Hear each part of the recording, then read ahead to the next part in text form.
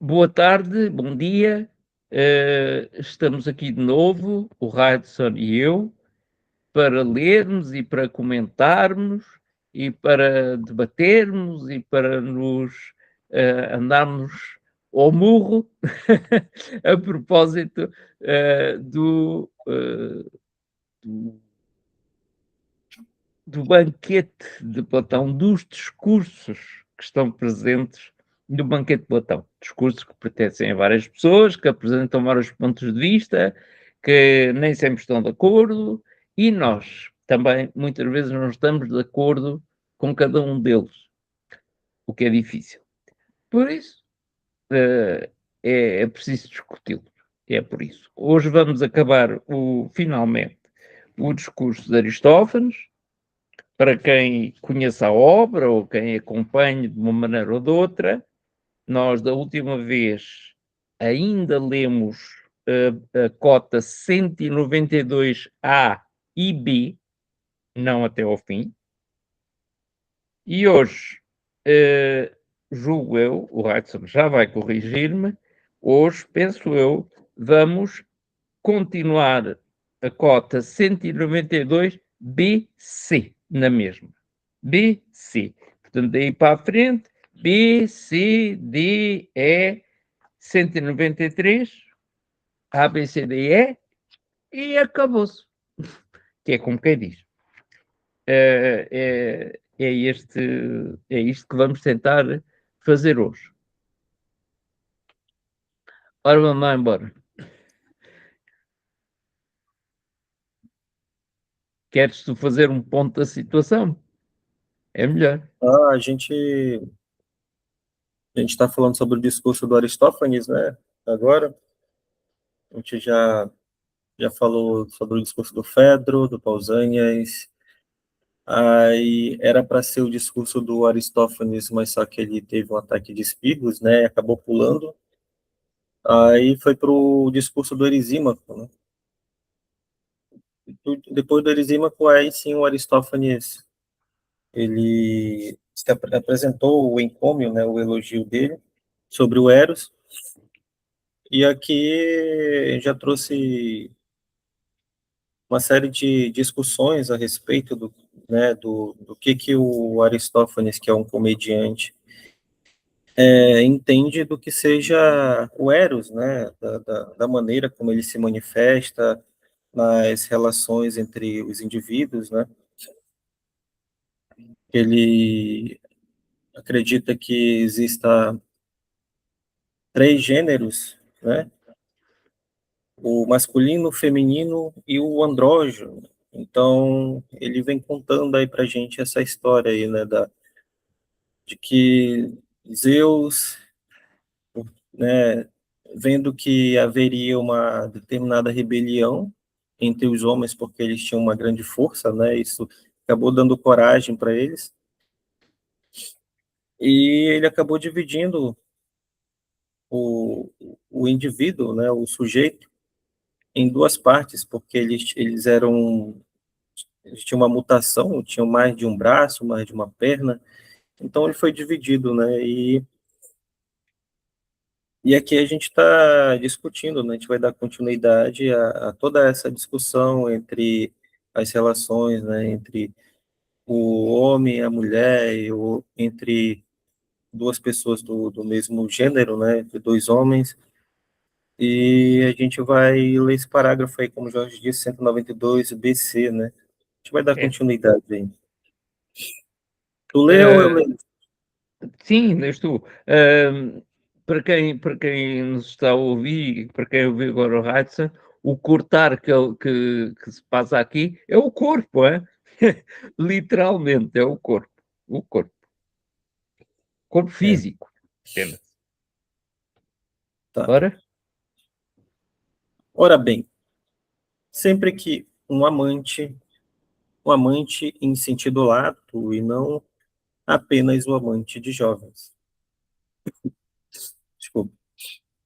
Se, ora bem, sempre que um amante encontra essa mesma metade que lhe pertence, esse que de súbito os assalta uma estranha impressão de amizade, de parentesco, de amor, enfim.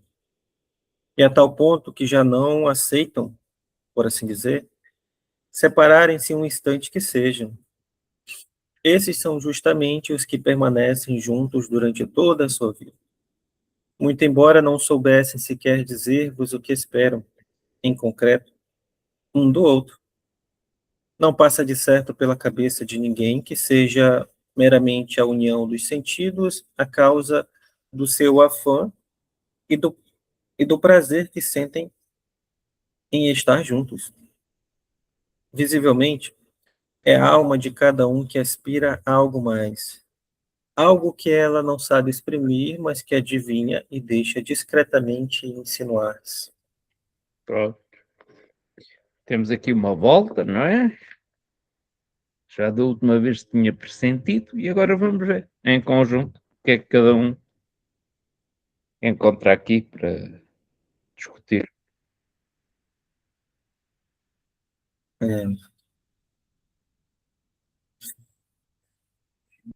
essa questão do amado e do amante, né, que ele dá continuidade aqui ao discurso, gera algo que o Fedro, que foi o primeiro quem abriu o discurso ali sobre o Eros, né, um encômio, ele já tinha começado ali a falar do amado e do amante. E eu descobri, Jorge, relendo, né, o discurso do Fedro, numa nota de rodapé, né, que lembra quando ele chegou a falar sobre um exército de amados e de amantes, né, que o Eros era capaz de atribuir justiça aos covardes, né, que o amado e o amante, por medo, pela vergonha, né, pelo medo de deixar o seu amado, o seu amante Exato. envergonhado, né, caso fugisse, então Eros, né, incutia nele a coragem, né, não permitindo que ele abandonasse as armas e fugisse. Então, eu acabei descobrindo, fazendo uma pesquisa, né, que descobri que 8 anos depois, 6 anos depois da possível data provável da composição do banquete, né, formaram uma, uma guarda de elite, um É exército de verdade. elite chamado Batalhão Sagrado de Tebas, Exato. né, composto de 300 homens, ou seja, 150 casais de amados e de amantes. Exato, exato, isso mesmo.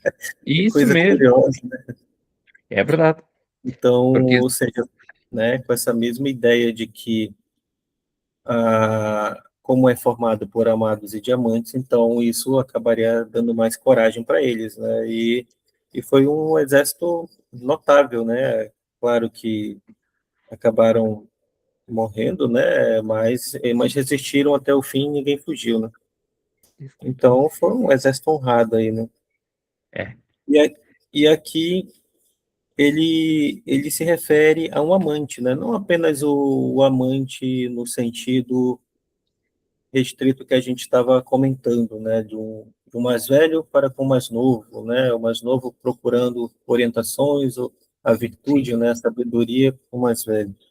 Mas aqui ele diz um amante no sentido lato mesmo, o amante que, né, o amante, né, ou seja, homem, mulher, enfim, qualquer idade, né, encontra essa mesma metade e ele continua, né, esse discurso aí da metade, né, como o indivíduo foi separado por Zeus, então cada metade sente essa dependência em relação ao outro, né, como a gente já viu na semana passada, chega até a, a, a colocar em risco a própria existência da humanidade, né?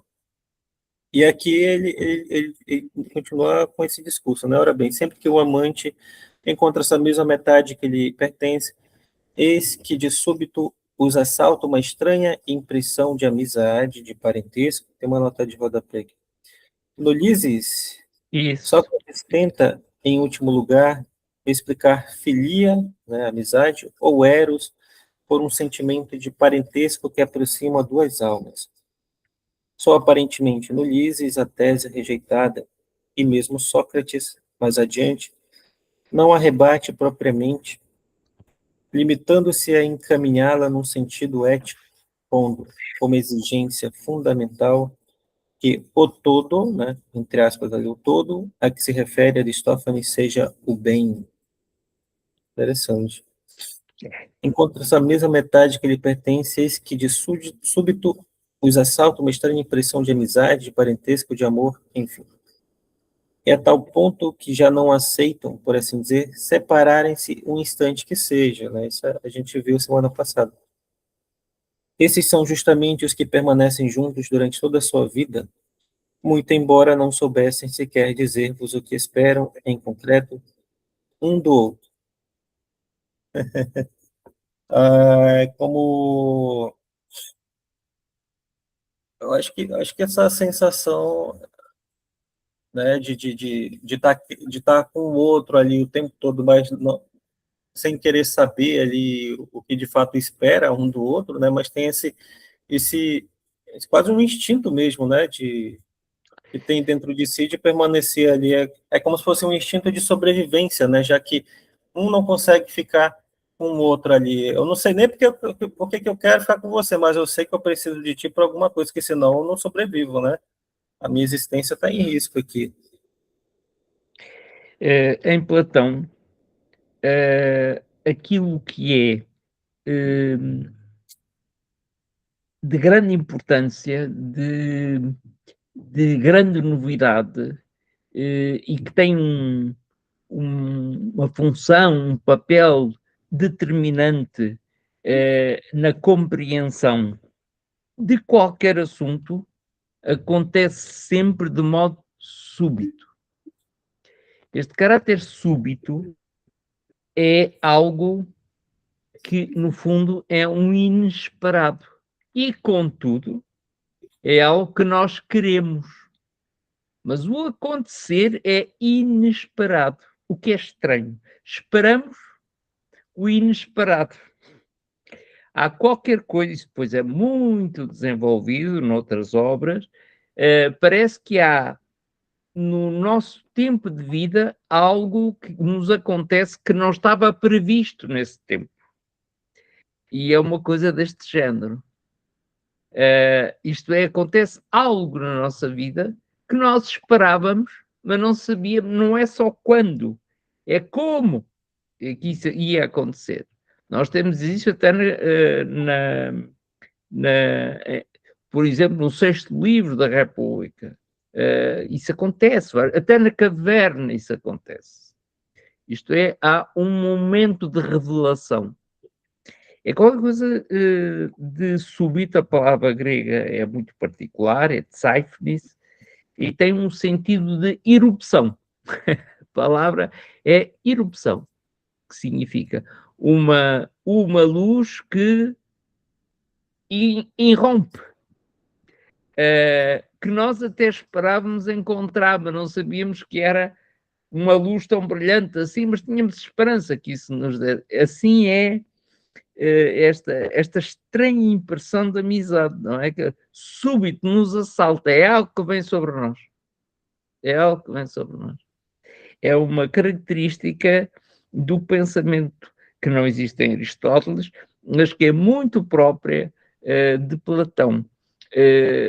Há até quem veja aqui uma iluminação mística, algo desse género, assim.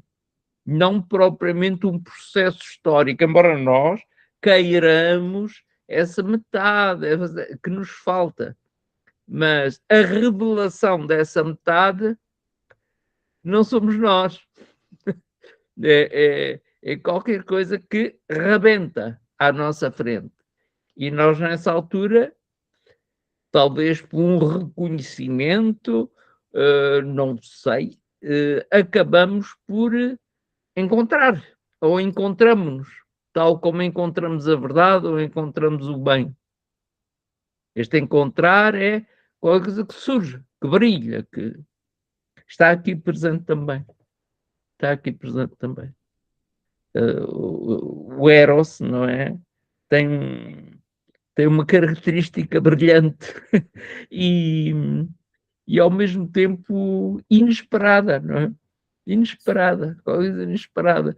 Uma espécie de coup de foudre que nós temos com alguém, não é? Uma coisa assim, mas não é bem isso, quer dizer, a paixão imediata, a pessoa, não é isso, não é esse o sentido, não é esse o sentido.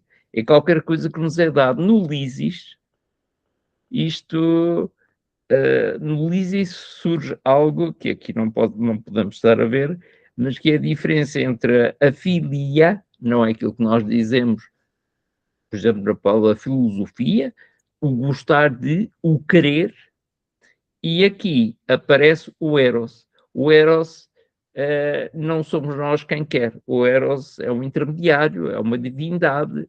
A filia é, naturalmente, uma emoção nossa que nós podemos cultivar, não é? O Eros não é assim. Há aqui uma diferença muito grande. Eu posso querer a amizade de alguém. O Eros não está na minha capacidade. É algo que depende da vontade desse Eros, ou do Eros, acontecer em nós. Então é este súbito, não é? Este súbito. A filia é algo complicado. As pessoas são amigas, querem a amizade dos outros, mas são elas quem quer. Aqui não sou eu quem quer o Eros. O Eros é que quer que nos aconteça isso, porque ele é um intermediário. É um intermediário. É um assunto muito debatido, mesmo até durante o século XX, com pessoas que são sociólogas, como o antropólogas, como a Nussbaum. É um assunto muito tratado, muito tratado. Mas tem muito interesse. Tem muito interesse. Está aqui isto, não é? Não digo mais nada, existem aqui outras coisas, não sei o que é que tu vês mais.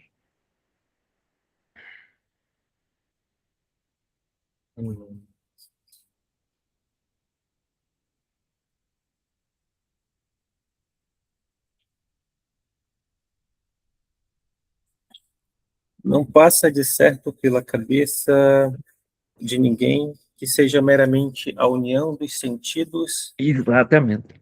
causas do seu afã e do prazer que sentem em estar juntos, a Fundamental. união, a união dos sentidos, né? É, interessante, né? Pois não é uma questão meramente, vamos dizer deste modo, sensual, corpórea, sensitiva, é mais do que isso. Bem mais. Eu hoje escrevia aqui no espaço de, do Gnefil, relativamente a este grupo, no fundo há um aspecto que nós veremos lá mais adiante, mas que aqui já se faz sentir ou antecipar, é que aquilo que acabará por unir as pessoas e por as atrair não são propriamente os corpos uns dos outros. Veremos o quê? É o próprio bem que nelas está. O amor é um amor do bem que está presente nos outros. E veremos isso. E o Eros é um intermediário, precisamente, entre esse bem que nos habita e quem eu sou fisicamente. É isso que se vai ver. Isto já está aqui a aparecer um pouco. Já está a aparecer. Mas a quem isto acontece, ele diz algo importante. As pessoas não percebem bem. Porquê é que não percebem? Porque estão muito centradas em quê? No físico, no sensual, na satisfação, não é? Estão muito centradas nisso, em questões que são realmente de natureza temporal, isto é, satisfaz alivia a tensão, a atração, alivia hormonalmente, fisicamente, mas é no tempo que isso acontece, não é fora do tempo. Ora, o Eros, o que vamos ver é que, se bem que tenha uma parte que atue no tempo, através da atração sexual, que nós vulgarmente temos, a verdadeira ação do Eros é não esse corpo, mas aquilo que alimenta esse corpo. E isso que alimenta o corpo é de natureza, é o bem, é de natureza, é o belo, e acaba por ser, ultimamente, com o discurso de Sócrates e de Ótimo, de natureza ético-moral. Porque o nosso comportamento para com os outros, mesmo na relação que temos fisicamente com eles, pode ser meramente físico, ou eu posso ter uma relação física por outro motivo que não é apenas físico. E a função do intermediário do Eros começa a surgir aqui, mas pouco, pouco, ainda pouco. Mas é por isso que as pessoas não percebem. Não percebem. Esses, claro, súbito assalta uma estranha impressão de amizade, de parentesco, de amor, enfim, e a tal ponto que já não aceitam, por assim dizer, separarem-se um só instante que seja. Isto acontece, não percebem porquê. Esses são justamente os que permanecem juntos toda a vida. Uma coisa a desenvolver lá ao Chota. Muito embora não soubessem sequer dizer-vos o que esperam em concreto um do outro. Porque aparentemente não esperam unicamente o que é físico, ou se esperam só o que é físico. Olha, vai morrer. Vai morrer, vai passar. Ou então é mais do que isso. E ele já começa a dizer isso. Não passa de certo pela cabeça de ninguém que seja apenas ou meramente a união dos sentidos, aquilo que junta permanentemente as pessoas. Não é isso. Platão já diz quase tudo aqui. Não é. Aquilo que junta as pessoas não é o corpo. Só. A causa do seu afã, do seu trabalho, do seu desejo e do prazer que sentem em estar juntos. Não é só isso. É só o corpo. E visivelmente é a alma de cada um que aspira a algo mais. Portanto, o Eros lida necessariamente com, afeta, não está bem a palavra, mas tem a ver, também não está bem, mas sim, afeta, pronto, tem um efeito, atua na alma, é na alma que está presente. Por isso aquele aspecto metafísico que eu outro dia falava e que tu, está aqui já presente, começa a estar aqui presente. O Eros começa a passar, começa a ter uma influência noutra maneira. Atua na alma e aspira a algo mais do que a simples relação física. Começa tudo a subir, a elevar-se. E isso está aqui presente visivelmente, é a alma de cada um que aspira a algo mais. Algo que ela não sabe exprimir, não é? Mas que adivinha, persistente é a palavra grega, que adivinha e deixa discretamente insinuar-se. Não sabemos bem o que é, não é?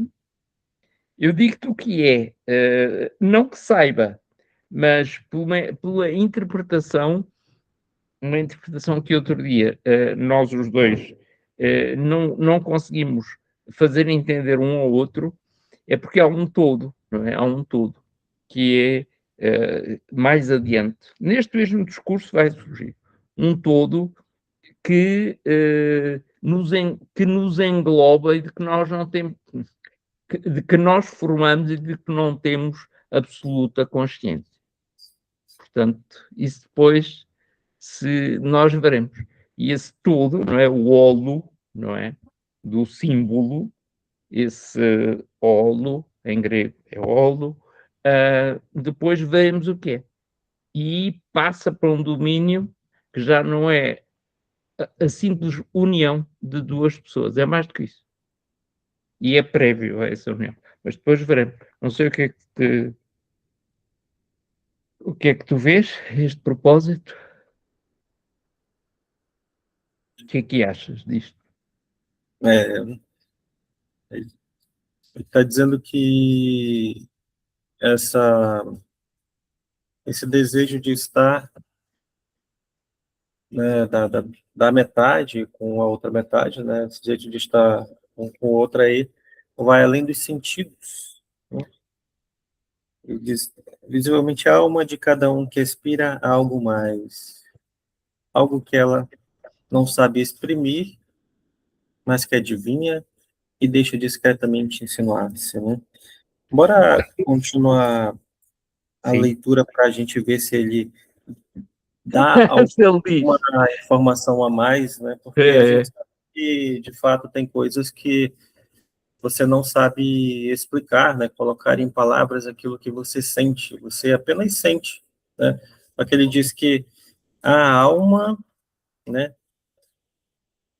Mas cadê? Mas a alma aspira a algo mais, algo que ela não sabe exprimir, mas que adivinha e deixa discretamente insinuar-se, né? Então é algo bem sutil mesmo ali, né? Bem discreto, bem escondido, que eu não sei dizer o que que é, não sei colocar em palavras, né? Me falta experiência, me falta conhecimento para dizer isso. de fato o que que aquilo é, né? Mas eu sei que eu não posso ficar sem a outra pessoa, embora eu não Isso. saiba dizer o porquê, mas é algo que vai além dos meus sentidos, da minha visão, do fato da pessoa ser bela, né? Ser atraente, ser bonita, Exato. né? Aos olhos, à vista, ou sei lá, vai além de qualquer do tato, né? De qualquer Isso. sentido que a pessoa pode ter, né? Então, é esse algo além que. Será se ele consegue dar mais informações nos parágrafos Ele vai seguintes? conseguir. Eu vou só fazer um ponto da situação daquilo que tu disseste, em duas palavras. Aquilo que o Reisner acabou de dizer é muito importante, decorre daquilo que está presente em Platão, mas ele conseguiu dizer isso numa linguagem que todos nós entendemos. Aqui, o que Platão está a dizer é que esta atração, este erotismo de que Platão está a falar, não é de caráter epistemológico ou, se quiserem, dianoético, nos termos aristotélicos. Não é próprio da dianoia. É noético. É intuitivo, para falar como vulgarmente dizemos. É fruto de uma intuição. Não é uma investigação que nos vai permitir lá chegar. É qualquer coisa que nos é dada. É o tal súbito. O tal súbito que está aqui. Tal súbito, tal intuição. Mas depois ver-se-á. Isto ao longo do diálogo vai-se esclarecendo, vai-se tornando mais difícil, mas pronto, logo se verá como é que isto evolui, não é? Como é que isto evolui. Então, vamos lá. Agora sou eu, não é? Imaginemos, por exemplo, que Hefesto chegava junto deles, que é o deus da fornalha, o deus que tem, que é responsável pelo metal, que é fundido, que Hefesto chegava junto deles com os seus utensílios e ao vê-los deitados no mesmo leito, perguntava: que é que vocês, criaturas, pretendem um do outro? E perante o embaraço deles, voltava a perguntar: não será isto que vocês aspiram? A identificarem-se o mais possível um ao outro, de forma a não mais se separarem noite e dia? Se é essa a vossa aspiração, estou disposto a fundir-vos e a soldar-vos numa só peça. De tal modo que em vida enquanto viverem, como se fossem uma só pessoa. E Você com uma. Só pulou uma linha. play, peço desculpa. Se é essa a vossa aspiração, estou disposto a. Espera aí. Sou eu que estou a ler isto inclinado, peço desculpa. Estou disposto a fundir e a soldar-vos numa só peça, de tal modo que em vez de dois, passem a ser um só. E assim vos será dado ter uma única vida enquanto viverem, como se fossem uma só pessoa. E com uma só pessoa, hão de continuar lá na Hades, depois de morrerem, levados por uma única morte. Mas vejam lá se é isto que vocês aspiram e se este destino vos apraz. E paro aqui, porque são duas coisas diferentes. Tu vai pensando que eu.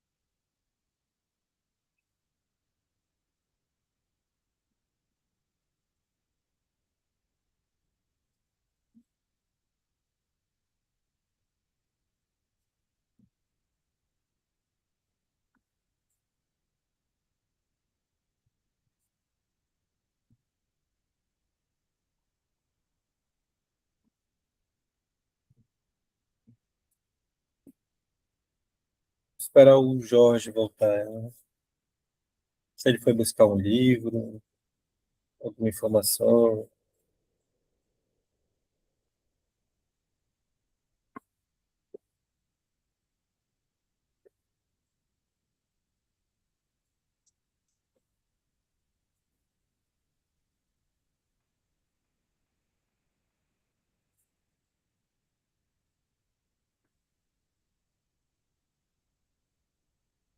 Peço desculpa, peço desculpa, mas eu tenho mania de beber chá.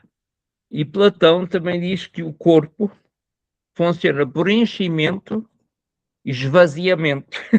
De maneira que, com tanto chá, não é? Eu gosto muito de chá preto e de café. Portanto, estou sempre com qualquer coisa aqui. Ora bem, vamos lá então. O que é que viste nisto? A gente ainda nem terminou a leitura do parágrafo, tem que continuar a ler. Achas? Sim, Pronto. o parágrafo não é longo. É, mas aqui eu parei de propósito, não é? Porque há aqui uma parte que depois. Perante uma tal promessa, isto é, de juntá-los, de soltá-los, perante uma tal promessa, estamos certos de que não haveria uma pessoa sequer capaz de a recusar ou de exprimir outro desejo.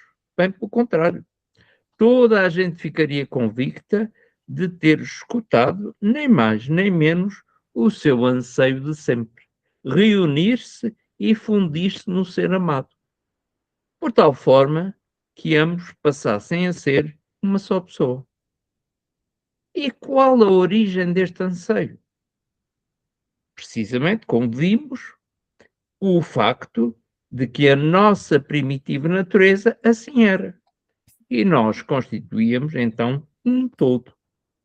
Ora, é essa aspiração ao todo, esse, essa busca incessante que tem o nome de amor. Há aqui um erro de género, né? Agora, Estou rindo aqui desse, desse novo conceito de Eros aqui que o Platão está trazendo para nós, né? é, Isso me fez lembrar de um. uma série que eu assisti, que lá o professor de filosofia chegou a apresentar ao filho dele essa mesma obra que a gente está lendo aqui, o Banquete, né? E disse que nessa obra, né, o Platão ele aborda o amor de diversas formas, né? E quando eu li essa parte, eu lembrei dessa frase que ele disse aí, que é justamente isso, é isso mesmo, né? Ou seja, o amor é aquilo que nos falta, né? Praticamente é isso. O fato de que a nossa primitiva natureza assim era e nós constituímos em um todo, como é dividido, então eu estou com saudade daquilo que da minha outra metade, porque está me faltando. Uhum. Ora, essa aspiração ao todo, essa busca incessante, que tem o nome de amor, né? Aspiração ao todo, porque eu estou em falta, que tem algo faltando em mim. Então eu busco novamente essa minha outra parte, né? Que me foi tirada. Interessante. Sim, eu não vou entrar nesta questão do todo, que são diferentes. Estes dois sentidos de todo que estão aqui, de tal forma que a palavra grega também é diferente. Eh, ora, essa aspiração ao todo, essa busca incessante, tem o nome de amor. Este todo não é o todo do corpo, que está lá, que ele acabou de dizer, não é? Precisamente como vimos, o facto que a nossa primitiva natureza assim era e que nós constituímos então um todo. Este todo tem uma palavra em grego, que é o todo constituído de partes diferentes, não é? A reunião é um todo constituído por reunião. E este que está aqui a seguir é diferente. Ora, é essa aspiração ao todo, e o todo aqui já é outra coisa. A palavra já é outra. Essa aspiração ao todo, essa busca incessante que tem o nome de amor. É aqui que surge a diferença. É aqui que está lançada a diferença. Uma coisa é a reunião de diferentes partes que faz, de novo, uma união, reúne. Outra coisa é o amor. E o amor para Platão não é uma simples reunião, é um todo. É algo que permite a compreensão das muitas reuniões que nós temos uns com os outros. É algo mais do que isso. Quem vai desenvolver isto muito bem é Platão, claro, com a Diótima, lá mais à frente, né? Que é o último discurso, assim com força e mais desenvolvido. Aí é que nós veremos este aspecto, entra-se num aspecto ontológico, não é? Entra-se num aspecto que não é um aspecto meramente antropológico, social, mais comum entre todos nós. Entra-se num outro plano. Essa reunião de duas pessoas diferentes, essa união, essa reunião, não é verdadeiramente aquilo que as une. Aquilo que as une é o amor. E o amor produz um todo que já não é reunião, que é algo que faz parte da própria natureza. Mas isto é uma concepção antiga, não é só de Platão, é mais antiga. É cosmogónica, é mitológica. Isso não se vai ver aqui. Temos no ser de Parménides uma imagem vaga do que isso é. Temos em Heraclito algo que já significa esse ponto de vista do diferente que forma um todo, mas que o todo é anterior ao diferente. Já está presente. Faz parte de uma tradição do pensamento grego que nós herdamos, nós compreendemos em parte no cristianismo, seja o qual for, esta relação entre o diferente e a união entre dois seres humanos integrada numa união que é uma unidade. Nós temos esta forma de pensar. E isto vem daqui, vem dos gregos. Vem dos gregos. É uma herança muito grande dos gregos. Enfim, tu gostavas de ficar agarrado a uma pessoa para sempre?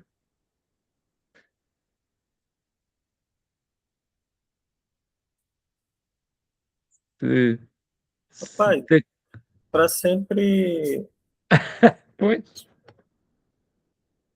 eu não vejo problema nenhum pronto. em ter isso, mas é claro que eu, como sendo uma pessoa diferente, né, por exemplo, no casamento, Isso. em um casamento tradicional, ou até mesmo não tradicional, Uhum, mas uhum. ainda assim, um casamento é composto por duas pessoas diferentes, Pois. criações diferentes, hábitos diferentes. Você pode sim almejar passar o resto da sua vida com outra pessoa sem problema nenhum, mas ainda assim você tem a sua particularidade, a sua individualidade, que é pelo menos um momento durante o dia, durante a semana, querer ficar sozinho, nem que seja para ler um livro, nem que seja para ouvir uma música sozinho, né, no quarto, ou para assistir sei lá, O que for. para fazer qualquer hobby que te interesse, né, que seja do seu agrado. Assim, não vejo problema, né? Cada um respeitando o seu espaço, o seu limite, né? Respeitando a sua individualidade. Assim, eu não vejo problema nenhum. Ou seja, nós temos esta concepção de que as pessoas vivem umas com as outras por não serem iguais, por não serem as mesmas. Bem pelo contrário. Eu gosto de alguém por ela não ser eu. O que não quer dizer, por isso mesmo, que eu não conserve aquilo que me é próprio, nem que a outra pessoa conserve aquilo que lhe é própria. Mas, dizemos nós, formamos um todo, formamos uma união. Por isso o casamento é uma união. É uma aliança, não é? É uma aliança.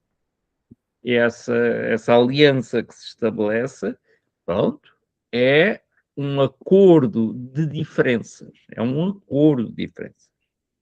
O que está aqui se mantém. Por isso é que há divórcios também, porque essa aliança pode desaparecer. As diferenças do outro podem tornar-se insuportáveis. Não é? E eu não sou capaz mais de viver em união. Hoje em dia é o mais comum. Aqui, a questão do Hefestos supõe que duas pessoas são capazes de viver fundidas, unidas uma à outra de tal modo que não se possam separar. O que significa que deverão ter, essa união deverá ser produto desta palavrinha que está aqui atrás, dessa revelação súbita. E só nesse caso. E só nesse caso. Porque senão duas pessoas que são diferentes, mas não resultam desta união súbita, que não é meramente humana, provavelmente vão sofrer brutalmente se são soldadas uma à outra, porque então estão condenadas uma à outra, não conseguem separar-se.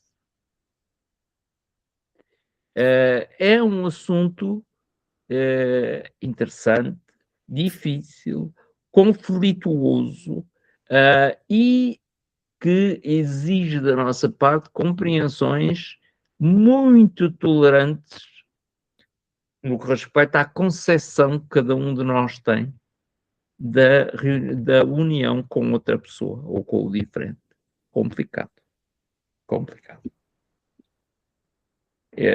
Eu confesso-vos, eu nunca quereria ser fundido com ninguém, porque nunca tive experiência desse súbito. Esse súbito que vem sobre nós é algo que nos ultrapassa aqui em Platão. E não somos nós quem gera isso. Isso acontece, é o que ele diz. É um acontecimento. Como eu não tenho experiência disso, eu só tenho experiência de reunir as diferenças. De gostar de uma pessoa porque é diferente de mim, ou de gostar de uma pessoa porque tem muitas semelhanças comigo, vice-versa, com as diferenças, semelhanças, não igualdades. Bom, tenho a experiência disso, que é uma experiência simultaneamente física e psicológica, e que depois pode transformar-se em social. Outra coisa, mas nunca quereria que Hefestos me soldasse a essa pessoa. Nunca, porque eu não tenho garantia de mim próprio, nem dela, de que isso aconteça. O que para Platão tem uma consequência. Quer dizer que a dimensão erótica do Eros não está lá presente. Não está lá presente. Só o Eros é que permitirá esse todo. Não é? Sozinhos não somos capazes. Fazemos reuniões, unimos-nos, mas não sei o que é que pensas acerca disto.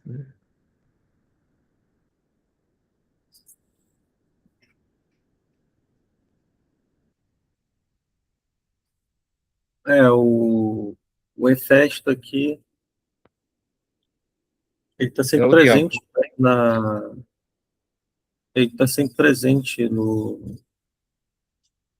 Eu lembro que ele estava presente também quando a Pandora, lá em Exíodo, Sim, né? sim, sim, sim. Tá, sim, senhor. Pandora foi criada, ele estava lá presente também com os seus utensílios, com fogo, né? Para ajudar a fabricar ali a primeira mulher, né? Pandora. Isso. E, e aqui também, né? Ele se apresentou ali perante os humanos, né? Porque ele viu a aflição, o desejo dele de voltar a ser um só, já que eles foram divididos, né? E ele pergunta, né? O que é que vocês, criaturas, pretendem um do outro? E perante o embaraço deles, voltava a perguntar. Eles se embaraçaram, ficaram embaraçados, né? Com vergonha, porque eles não sabiam responder, né? Eu não sabia. Não sabia. Né? Não. Voltava a perguntar, não será isto que vocês aspiram? Né? Já que vocês não sabem dizer o que que é, então eu vou dizer o que que eu penso a respeito disso. Isso, Não isso. será que vocês aspiram a identificarem-se o mais possível um ao outro? A identificarem-se o mais possível um ao outro, de forma a não mais se separarem noite e dia? Se é essa a vossa aspiração, estou disposto a fundir-vos e soltar-vos numa só peça, de tal modo que, em vez de dois, passassem a ser um só. Né? E assim vos será dado ter uma única vida enquanto viverem, como se fosse uma só pessoa, e como uma só pessoa hão de continuar lá no Hades, depois de morrerem, levados por uma única morte. Ele está disposto a fundir os dois, né, ambas as partes, mas só que ele dá um aviso, né? Se eu fundir vocês, vocês vão passar por uma só morte, né, lá no Hades. Quando vocês morrerem, forem para o Hades, vocês vão passar por uma única só morte, né? Então ele está dando um aviso aí, né? É. Mas vejam lá se é isto que vocês aspiram e se este destino vos apraz. Então, a nota de rodapé. O verdadeiro absurdo da situação está apenas sugerido. No lugar dos tais amantes, poder-se-iam, sem custo, imaginar Ares e Afrodite, mulher de Hefesto, o deus ferreiro, que este surpreendeu em adultério, eita, lançando em volta deles uma malha tão fina e simultaneamente tão forte que, ao acordar, não conseguiram separar-se. A generosidade de Hefesto resulta, assim, duplamente cômica. A descrição do episódio está em Odisseia 8.266. E agora? Isto aqui é um 31, não é? Um 31. Com outro 31 que é a maneira que em Portugal temos de dizer um sarilho. 31, porque o Hefesto está aqui, ele é uma divindade e é um deus, mas de qualquer modo ele introduz aqui uma limitação. E essa limitação tem dois sentidos. Tem o sentido das capacidades que ele tem. As suas capacidades são limitadas. Depois, são limitadas porque aquilo que ele quer não está na sua mão só conseguir totalmente. Eu leio o que é que está aqui. Se é essa a vossa aspiração, estou disposto a fundir-vos e soldar-vos numa só peça. De tal modo que em vez de dois passem a ser só um.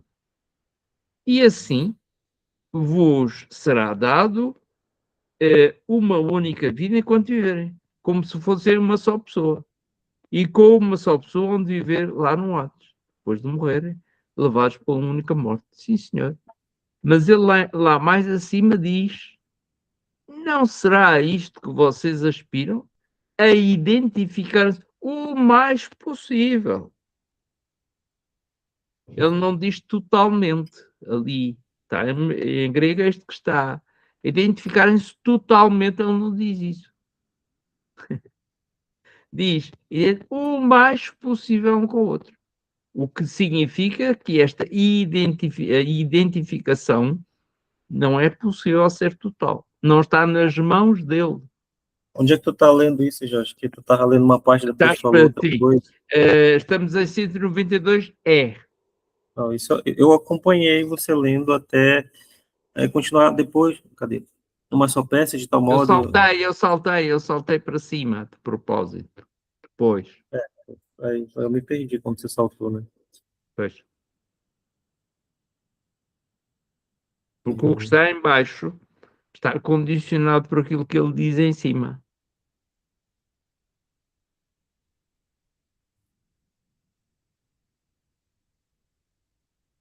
O seu trabalho pode ser feito, mas tem limites. Ele pode fundir, pode soldar, sim senhor, o mais possível, porque a totalidade nunca é possível. Mas onde que ele está dizendo que tem limites? Ele está dando um aviso, né? Ele diz que ele pode fundir sem problema nenhum. Só que ele dá um aviso, né? Ele não põe limites, ele dá só um aviso. Mas Então, onde é que o está dizendo mais que ele está? possível, Hã? identificarem-se o mais. Não será a isto que vocês aspiram a identificarem-se o mais possível um com o outro?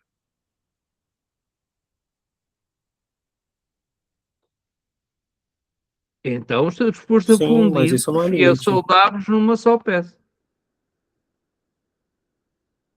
Mas isso não é limite. Se ele não está limitando, ele tá. Eu tô ouvindo uma resposta da minha voz aí, do teu áudio. Eu também. E perante o embaraço deles, voltava a perguntar: não será isto que vocês aspiram? A identificarem-se o mais possível um ao outro, de forma a não mais se separarem no outro dia? Ele não está limitando nada aí, entende? Então, Ele tá dizendo: vocês não querem se juntar, né? Se juntar o mais possível um ao outro, né? Ou seja, o desejo de vocês é tanta de querer se juntar que são capazes até de morrer caso isso não aconteça. Então, já que vocês querem se juntar o mais possível, né? Porque só a possibilidade de imaginar que a minha amada possa ficar perto de mim, nem que seja um pouquinho, já é grandioso isso para mim, entendeu? Eu que não consigo ficar longe da minha outra metade. Então, só um pouquinho já me satisfaz. Então, imagina, então eu preciso me juntar o máximo possível com ela, né? O máximo possível pode ser entendido também, né?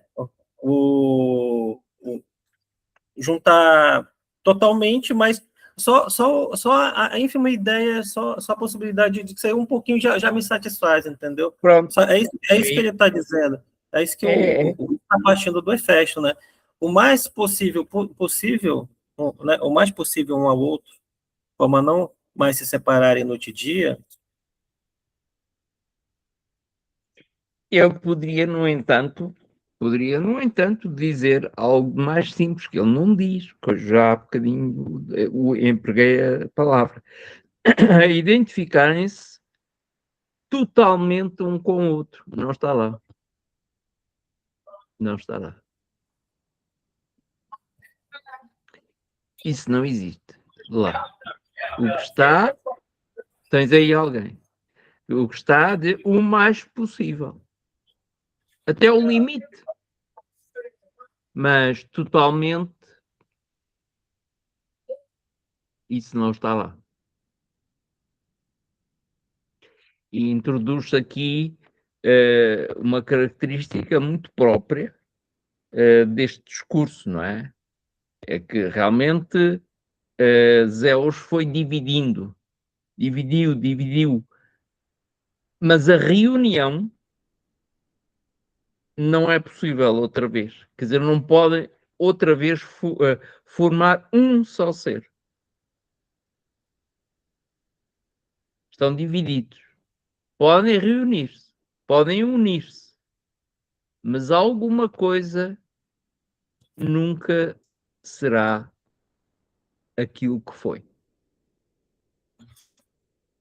Então, quando nós dividimos um queijo, depois pomos outra vez o queijo, as fatias juntas, pois haverá sempre uma diferença.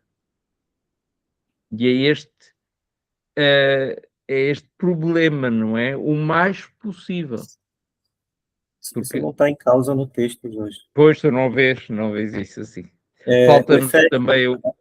se eu cortar um queijo no meio, obviamente eu não vou ser capaz de unir eles, porque eu sou limitado.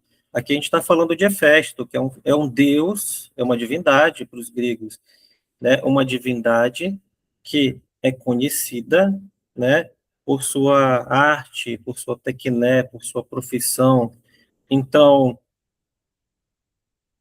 eu, como mortal, não sou capaz de unir nem um queijo, porque eu sou limitado. Quem sou eu para fazer isso? Mas agora, na concepção dos deuses, uma divindade é capaz de fazer qualquer coisa, principalmente Hefesto, que é conhecido na sua área, que é um deus, né? Que é um profissional da área. Se ele que trabalha para como ferreiro, né, que utiliza as suas ferramentas para, né, que é chamado para criar, para originar um outro ser, como Pandora, como ele mesmo diz aqui, ele diz que ele pode unir eles, né? Só que ele dá um aviso, olha, eu vou unir vocês. Só que o que está em causa aqui é o aviso dele. Se vocês se juntarem, vocês vão virar um só e vão ter uma só morte. Vocês só vão morrer uma vez, entendeu? Agora, em nenhum momento ele está dizendo aqui que, né, que ele não pode unir eles, que eles não vão ser perfeitos, ou que eles não vão ser, né, não vão conseguir se unir totalmente. Ele não está dizendo isso aqui. Ele está É, partindo do princípio da opinião do outro, não da opinião dele. E perante e isso é certo. perante o embaraço deles, voltava a Isso perguntar: não é, será a isto que vocês aspiram? A identificarem-se o mais possível um ao outro, de forma a não mais se separarem noite e dia? Se essa é a vossa aspiração, eu estou disposto a fundir-vos e soldar-vos numa só pronto, peça, numa só peça. de O tal Hefesto modo diz tu, que, em diz vez tu. de dois, passem a ser um só. Só que, em momento nenhum, ele está dizendo, ele está falando sobre o resultado final dessa, dessa união, dessa junção, né, da característica dela, primeiro que isso não aconteceu, a gente tem que primeiro entender De acordo, que eles dizem mais, né, porque a gente sabe que essa união não foi feita, porque continuamos de acordo, aqui, né, de seres acordo. humanos, duas pernas, e não quatro pernas, quatro braços, não sei quantas, duas cabeças, né, ainda continua, ele apareceu Hefesto aqui no texto, né, e ele está falando que é possível ele juntar novamente, mas só que a gente sabe que isso não aconteceu. Agora, por que que não aconteceu, a gente ainda não viu, né? Ok, estou de acordo, mas há um outro aspecto que não pode ser esquecido aqui. O Hefesto não cria, o Hefesto só constrói. Aquilo que se passa aqui é que Zeus criou o homem, não é? Zeus cria, origina-o.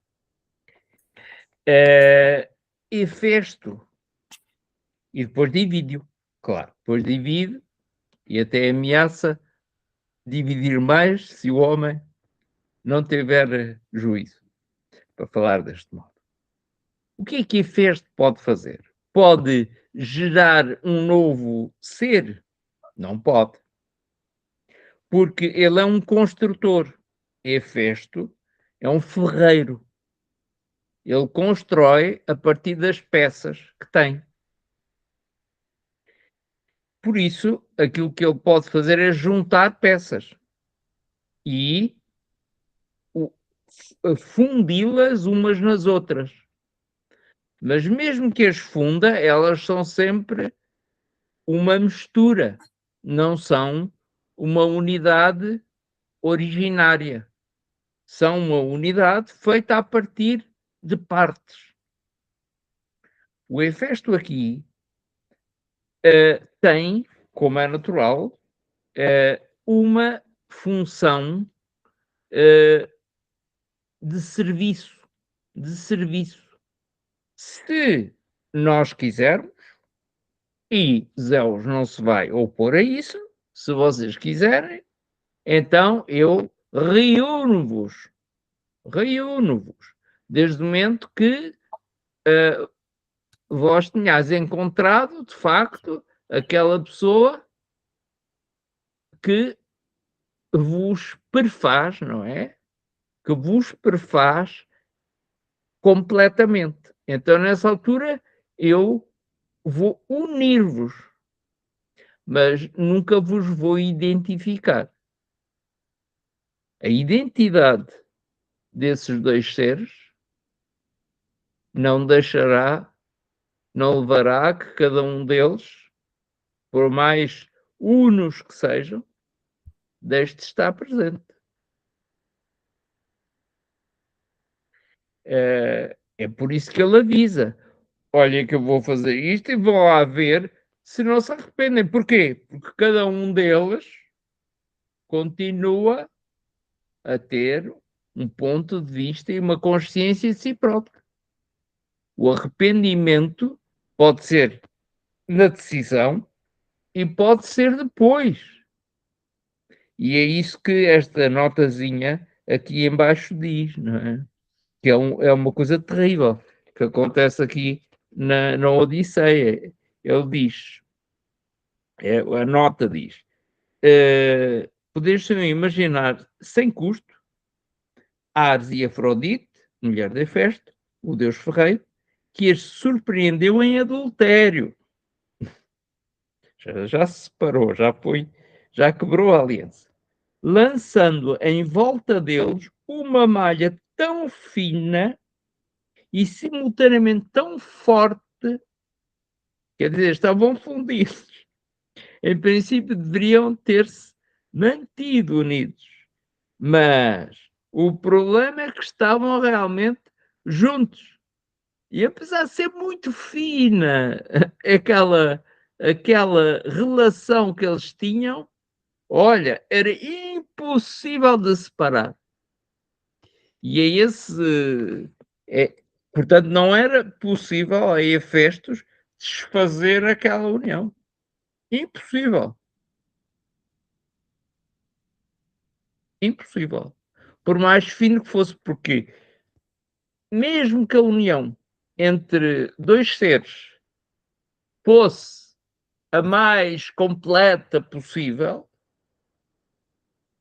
haverá sempre, ou haveria, ou haverá sempre, algo que distingue. Por mais fino que seja, mas como foi soldado, já não pode ser separado. Isso é uma condenação. E isso é uma condenação. Não sei como é que tu vês, tu não vês desta maneira. Depende do ponto de vista, né, Jorge? Porque a Sim, gente está claro. falando do ponto de vista dos que foram separados, que querem se juntar. Exato. Então, se eles querem se juntar, então não é uma condenação, é uma bênção para eles, entende? É uma E, bênção se não se e o, arrepender. mas eles não estão arrependidos, não tá falando isso aqui. Mas Eles podem eles arrepender-se. tá falando do que eles querem, né? E outra, quem criou os seres humanos não foi Zeus, foi Prometeu, né? Que criou o Sim, homem, os homens, os seres humanos, ele moldou a partir da água e da argila, né? Isso é algo que está presente na mitologia grega. é isso mesmo. Então, Prometeu, que tinha um carinho, amava os seres humanos, né? Criou ele, chegou até a roubar o fogo de Zeus Exato. para os humanos, o que Zeus castigou todos eles. Prometeu e os humanos também, entendeu? Sim, Então, está presente lá nos escritos de Exildo, né? Sobre exílio, isso. sim. No entanto, no entanto, é Zeus que preside, não é? Que administra essa criação, não é? De facto, aquilo que eu disse, a criação não era isso, não é correto, tal como disse, não é todo correto. Mas é Zeus realmente quem administra essa. É ele quem administra. Bora ver se a gente consegue o último parágrafo. O seu parágrafo aí já termina aí, será? O discurso do. É aí mesmo. A gente leu esse último É. parágrafo para terminar o Agora és discurso da tu. Aristóteles, né? Tá. 193 é mais ou menos o que falta, mas isso aqui vai mais, embora tenha várias teses aí, mas vai. Se Vai? antes, como digo, éramos um só, agora, devido aos nossos erros, estamos reduzidos pelo Deus à dispersão, tal qual os arcádios o foram pelos lacedemônios. E se não mostrarmos comedimento para com os deuses, é de recear que sejamos de novo divididos e fiquemos por aí girando, exatamente como essas figuras esculpidas nos baixos relevos das estrelas, cerradas segundo a linha do nariz, à maneira de simples contrassenhas. Eis, pois, o motivo por que cada homem deve incitar plenamente os outros à veneração pelos deuses, se desejamos, por um lado, escapar a esse perigo e, por outro, obter os benefícios a que o amor nos conduz, no seu papel de guia e general. Que ninguém lhe desobedeça. Todo aquele que desobedece aos deuses aborrece.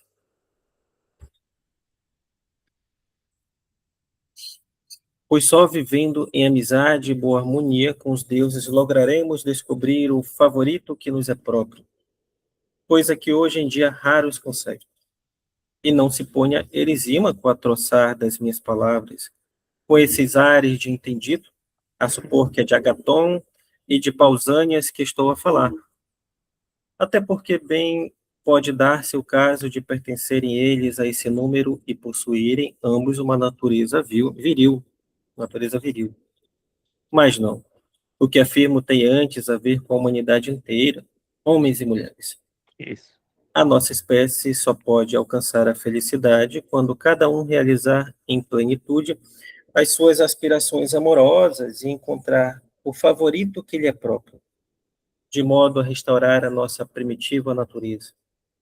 E se este é o supremo bem, necessariamente o que há de melhor no mundo atual é o que dele mais se aproxima. Quero dizer, acertar com um favorito talhado ao nosso feitio.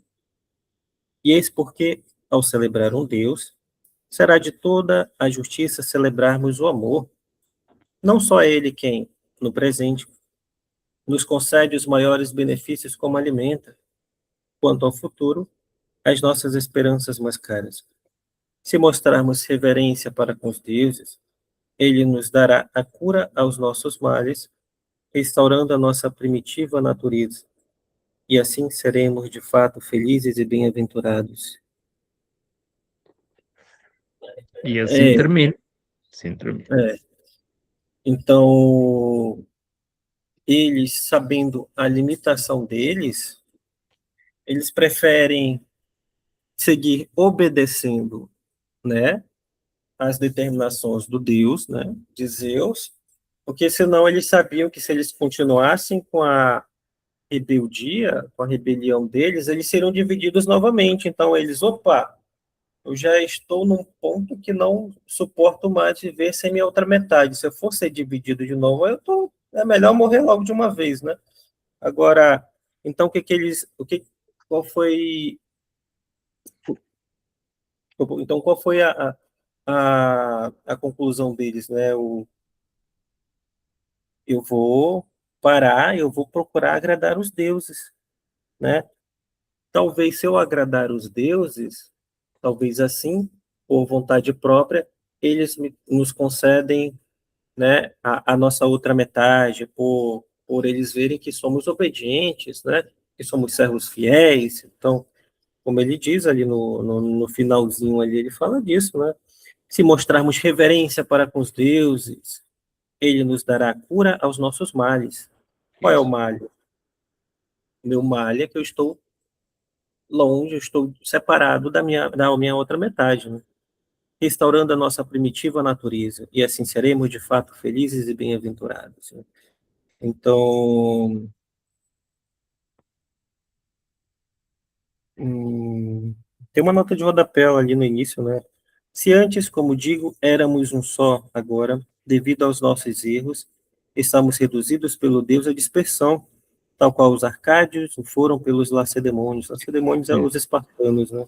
E aí a É, quarta, referência ao dioicismo de Mantineia, é. dispersão feita por Esparta em 385 a.C. Trata-se de um anacronismo relativamente à data em que se situa o banquete, mas a estrutura da obra não é por isso diminuída. Platão deve ter em vista o efeito cômico que tal anacronismo produziria nos ouvintes. É, Então, cara, jeito. tem uma outra nota de rodapé ali.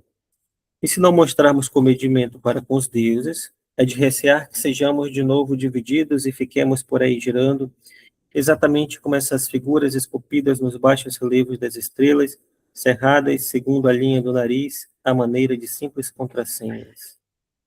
O escoliasta explica que são dados partidos ao meio, tal como os símbolo.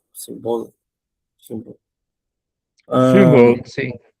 É tal. é, em algumas, acho que é na República, acho que é chegado a falar disso, né, que o objetivo dos homens, dos humanos, ao seguirem o caminho da virtude, é se assemelharem aos deuses, né? Porque os deuses são bons para Platão, né? Então eu tenho automaticamente que ser bom, que ser justo, que ser comedido, que ser benevolente, né? Enfim, ser virtuoso, É, né? Então não há. eu acredito que essa interpretação da República seja devido a aqui a gente já está falando de algo que é muito mais próximo aos deuses, né, só que na República eu acho que já é um pouco um distanciamento já, devido à Já. corrupção, né, que se instaurou na humanidade, nos seres humanos, na sociedade. Então eu preciso me tornar virtuoso para que eu possa ficar cada vez mais perto da divindade, né? Aqui É ele já correto. está falando já um pouco mais próximo Corretíssimo. da Corretíssimo. relação Corretíssimo. Não é por acaso que a República é politeia, não é? Em grego é a questão social. Aqui não, aqui há uma dependência muito grande relativamente aos deuses, e é verdade que é visto muito mais do ponto de vista da dependência dos homens relativamente aos deuses. Disso não há dúvida. E o que ele diz aqui é que se não houver a sofrosune, não é? Se não houver o comedimento, para traduzir assim, nós temos de ser comedidos relativamente aos deuses para estar em harmonia com eles, senão zangamos com eles. E quem fica na de baixo, como nós dizemos, são os homens. E depois são divididos. Portanto, mais vale, e isso era aquilo que os deuses também queriam. E conseguiram enfraquecer os homens para serem honrados, não é? Os deuses honrados, não é? Existe aqui. Há também um outro aspecto aqui importante e que repõe o âmbito no banquete, um âmbito social. O género de que aqui se trata não é o género da mulher e do homem, é dos dois. É a humanidade que está aqui em causa. E é importante, é o único aqui no banquete que fala disto. Mas não, o que afirmo tem antes a ver com a humanidade inteira, homens e mulheres. Não é uma coisa que importa pensar. Né? Importa pensar. É a relação de homem com homem, de mulher com mulher, de homem com mulher, ou com mulher e de mulher com homem. Todas estas relações são possíveis. No entanto, a eleita para os gregos era do homem com homem. No entanto, também há aqui, e para me calar, é importante perceber o papel do amor como Deus. O que é que tu vês aqui? Qual é realmente o papel do amor na nossa relação com os deuses? É que isto é uma coisa importante, não é? Porque aparentemente, sem o Eros, a nossa relação com os deuses também é um bocado, também falha um bocado. É, É curioso isso, né? É curioso. é, é, O papel. Aqui o papel de Eros, como ele disse, é de um general, né? é, De um guia, isso, guia e general, né? isso, Em que sentido isso isso? mesmo, isso mesmo. Em que sentido isso? É isso. Lá no sentido de ah, o Eros vai guiar, né? O ser humano ah, no caminho da virtude, né? No caminho que agrada aos deuses, né? Porque lembrando lá o discurso do Fedro, no primeiro lá ele diz algo Sim, muito sim, interessante. sim, sim. Ele diz assim, ah, é necessário para todos os homens que desejam viver uma vida plenamente bela, né, que todos esses homens devem se capacitar da seguinte maneira. Aí ele diz assim, ah, nem nem a nobreza, ah, nem a nobreza, tipo assim, familiar, né?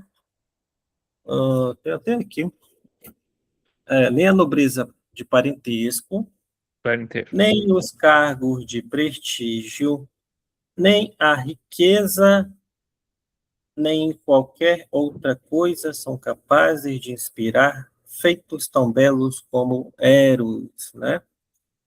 Aí ele diz assim, que me baseio isso, né? Sobre a feiura do que é vergonhoso e a honra do que é belo. Sem essas coisas não há cidade ou indivíduo que possa empreender grandes e belas obras, ou Isso. seja, o Eros vai servir de guia É.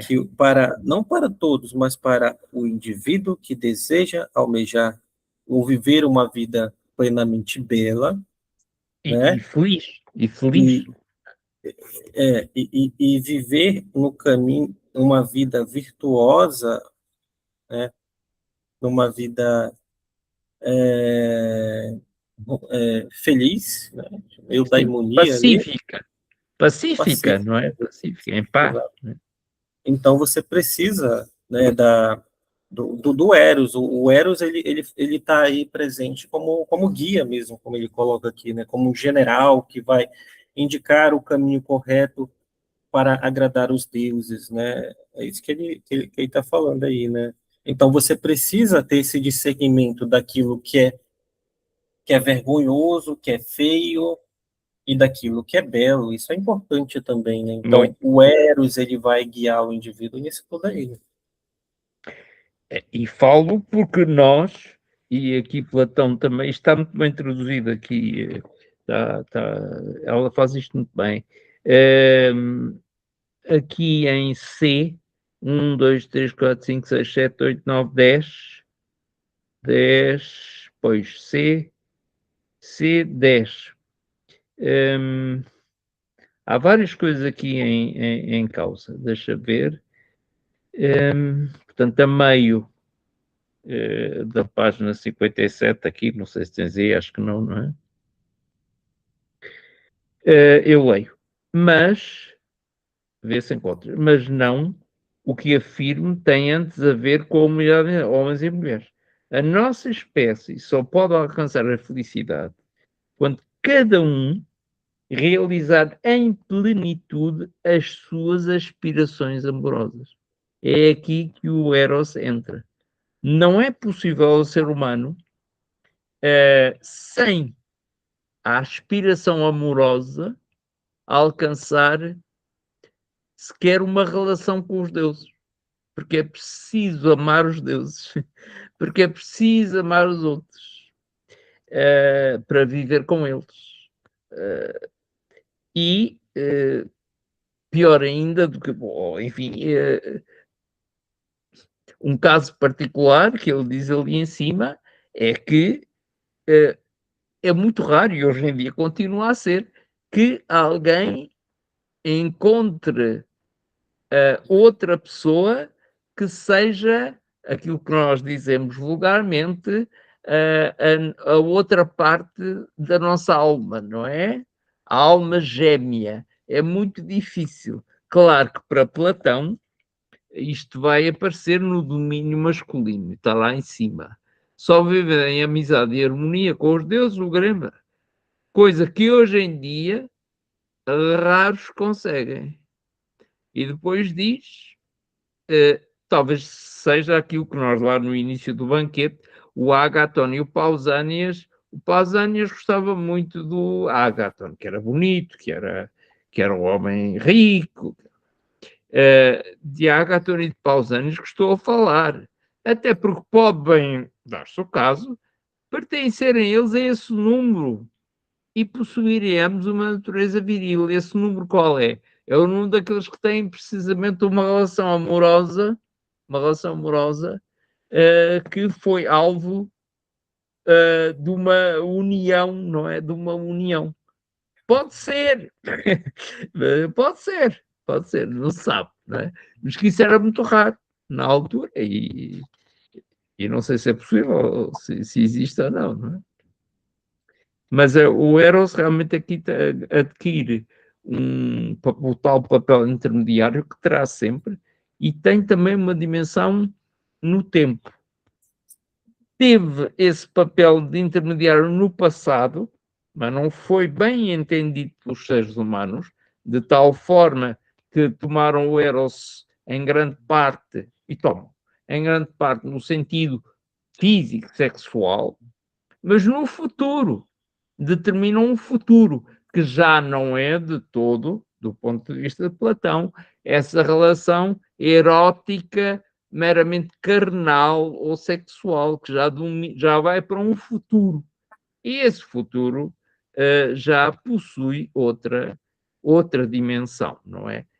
Que ele diz, a terminar, se mostrarmos reverência para com os deuses, e ele, o Eros, nos dará a cura dos nossos males, restaurando a nossa primitiva natureza. E assim seremos, de facto, felizes e bem-aventurados. O que vai acontecer é que futuramente o Eros seria um médico, um curador, melhor que o do Erexímaco. Seria um curador. No entanto, aquilo que se vai ver é que o aspecto ético-moral aqui continua um bocado posto em causa. Só lá mais para a frente, com o Sócrates, é que esse aspecto vai surgir com toda a força. Já está aqui. E é isto. Termina aqui, não é? Termina aqui. O discurso do Aristófanes foi mais longo que os outros, eu acho, né? É mais longo, sim. É mais longo, mas o de Sócrates e esse então é muito mais, não é? Esse então é muito mais.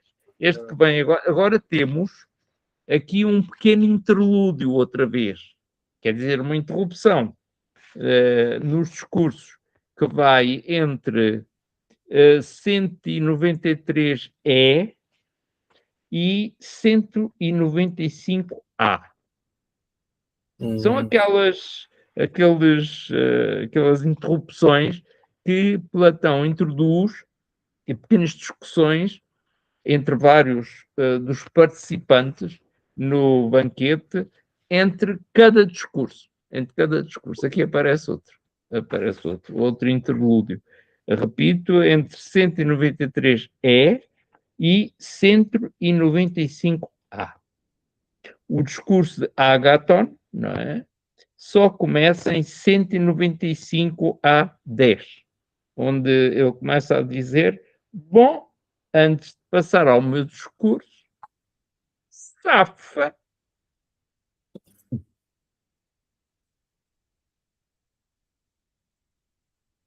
Ai, meu Deus. Eu peço desculpa. Isto é a vizinha do resto de chão de um prédio em que eu vivi durante 1 ou 2 meses fora de Lisboa. E ela agora está a telefonar-me. É uma senhora já com quase 90 anos. E eu agora vou já telefonar-lhe assim. Entendi. É isto. Pronto. É isto. Temos aqui isto. É um discurso muito rico, não é? É um discurso muito rico. E